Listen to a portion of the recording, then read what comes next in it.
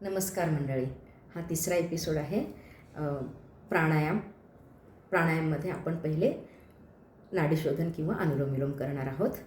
तर याच्यामध्ये काय होतं, वेगस नर्व स्टिम्युलेट होते. प्राणायाम केल्याबरोबर एका राऊंडमध्ये वेगस नर्व स्टिम्युलेट होते आणि इमिडिएटली ते पॅरासिम्पॅथेटिक नर्व ट्रिगर करतं. मग ते ब्रेनला सिग्नल पोचतात आणि ताबडतोब क्विक शिफ्टिंग होऊन रेस्ट अँड डायजेस्टमध्ये रूपांतर होतं.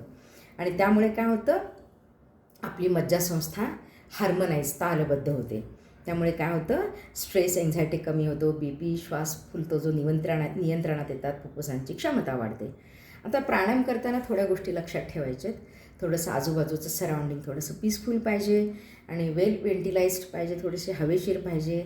आणि याच्यामध्ये बेसिक आपण 3 कॅटेगरीमध्ये डिवाईड करूया: बेसिक, इंटरमिडिएट आणि ॲडव्हान्स्ड.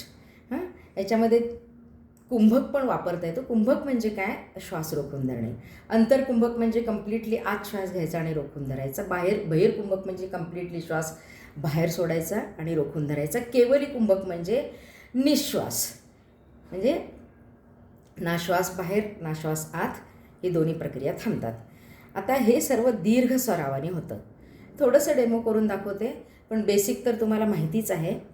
मी काय करते, मी आमचे जे करतात ना, आम्ही करतो ना, असं म्हणजे कसं माहिती आहे का, 5 घ्यायचे, 5 चोक 20 बद्ध करायचे दोन्ही नाकपुड्या, 5 10 सोडायचे आणि 10 परत थांबून धरायचे, केवली कुंभक.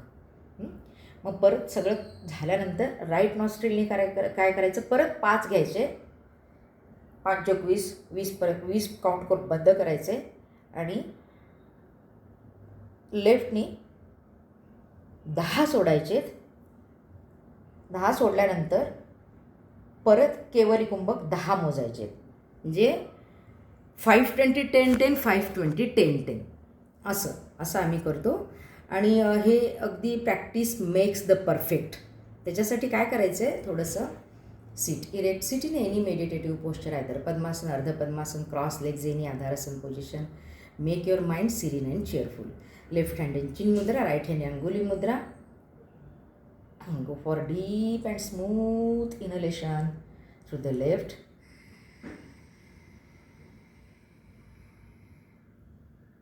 After complete inhalation, hold both nostrils for a while. Exhale out through the right. Slower you exhale, जितकं तुम्ही हळूहळू एक्झेल कराल. Again, after complete exhalation, deep inhalation to the right. Holding capacity वाढवायची आहे. Exhale out through the left. हा एक round झाला.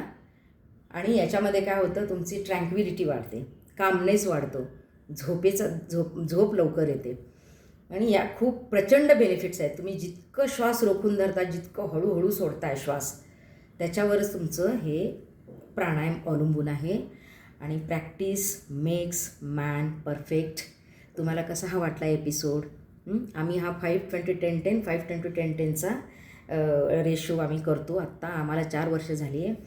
तर हळूहळू तुम्ही पण वाढवा. निरोगी रहा, स्वस्थ रहा. Till then, bye bye, stay tuned.